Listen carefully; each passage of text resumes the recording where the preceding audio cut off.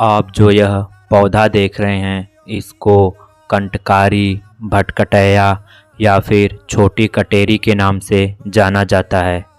यह पौधा श्वास तंत्र संबंधित व्याधियों के लिए बहुत फायदेमंद है।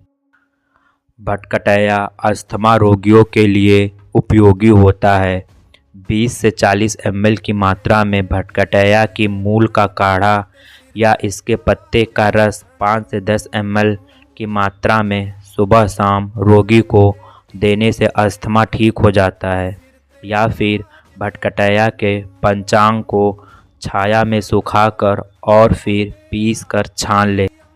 इस चूर्ण को सेवन करने के लिए 5 ग्राम शहद और 5 ग्राम चूर्ण को मिलाकर सुबह शाम गुनगुने पानी से सेवन करना चाहिए।